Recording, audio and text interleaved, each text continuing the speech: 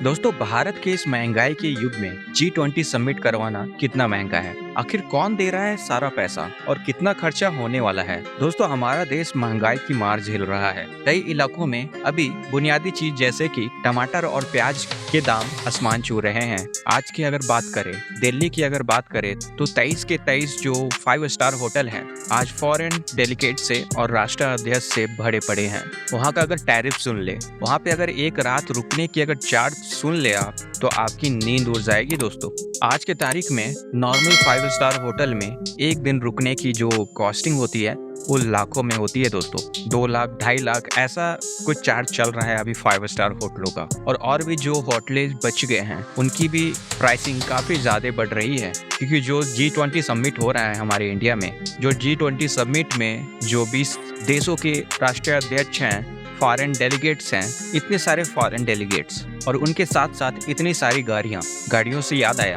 अब इसमें क्या है ना कि सभी को ब्लैक गाड़ियां चाहिए थी। अब देखिए, हर कोई अमेरिकी प्रेसिडेंट जैसा तो नहीं हो सकता ना कि अपने प्लेन में ही गाड़ियों का काफिला लेकर के चले। तो इससे हुआ क्या कि भारत सरकार को बहुत सारी गाड़ियां दिल्ली में ही ऑर्गेनाइज करनी पड़ी। नौबत ये आ चुकी थी दोस्तों कि काली गाड़ियों और बेहद महंगी गाड़ियों की जरूरत पूरी नहीं की जा सकती थी। तो दिल्ली से, मुंबई से, जयपुर से, जहाँ जहाँ भी टैक्सी सर्विसेज चलती है, प्रीमियम टैक्सी सर्विसेज चलती हैं, जो फॉरेन ब्रांड के गाड़ियाँ रखती हैं रेंट पे देने के लिए, उनको बुलाया गया। और उसके बाद आती है कि गाड़ी तो आ गई, तो ड्राइवर्स कैसे होने चाहिए। अब देखिए, ड्राइवर जो होना चाहिए वो फिट होना चाहिए। जो हमारे राष्ट्राध्यक्ष हैं, जो फॉरेन डेलीगेट्स हैं, अगर कोई इस बीच में अगर कोई बड़ी समस्या आ जाए, खुदा न खास्ता अगर कोई भी ऐसा सिचुएशन आ जाए, तो वो ड्राइवर उस सिचुएशन को हैंडल करके वहाँ से निकालने में सक्षम हो। उसे एक प्रॉपर एटिकेट फॉलो करना आना चाहिए, यानी कि एक ड्रेस कोड। वो रियर व्यू मिरर से पीछे हो रही बातचीत पे ध्यान नहीं दे सकता। ऐसे छोटी छोटी काफी सारी चीजों को मद्देनजर रख करके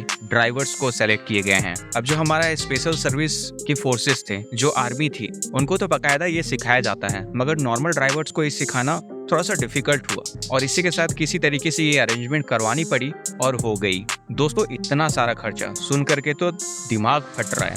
होटल का खर्चा, गाड़ियों का खर्चा, खाने पीने का खर्चा। दोस्तों, आपको पता है G20 समिट इंडिया पे कितना बोझ डाल गया? एक रिपोर्ट के अनुसार इस G20 समिट को करने के लिए भारत को लगभग 4,000 करोड़ रुपए की लागत के साथ इसको करना पड़ रहा है। इसके अलावा भी और अलग अलग भी तामझाम है। इसके साथ ही साथ भारत मंडपम जो है, जहाँ पे ये मीटिंग होनी है, उसमें ही सिर्फ 700 करोड़ रुपए खर्च हुए हैं। और जो कन्वेंशन सेंटर है, जो प्रगति मैदान सजाए गए हैं, उसमें 2700 करोड़ रुपए खर्च हुए हैं। 2700 करोड़ खर्च हुए हैं। हालांकि उसे रीयूज किया जा सकता है आगे आने वाले इवेंट्स में। अब यहाँ पे दोस्तों सवाल ये उठता है कि जो लगभग 4,000 करोड़ का खर्च होगा और भी इधर उधर भी खर्च जो होंगे, ये पैसा कौन देगा? क्या ये पैसा भारत सरकार देगी या फिर वो फॉरेन डेलीगेट्स?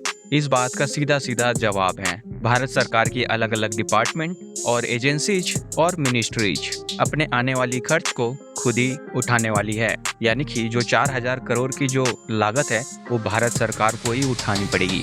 इस G20 समारोह में सबसे ज्यादा जो अगर फायदा उठा सकता है तो वो भारत ही है दोस्तों। तो ये भारत के लिए एक बहुत ही बेहतर सौदा है। इस महंगाई के दौर में अगर 4,000 करोड़ खर्च करके अगर 40,000 करोड़ बना सके तो ये विन विन सिचुएशन है दोस्तों। आपका क्या कहना है इस बारे में? कमेंट सेक्शन में जरूर बताएं और इस वीडियो के अंत तक बने रहने के लिए दिल से धन्यवाद।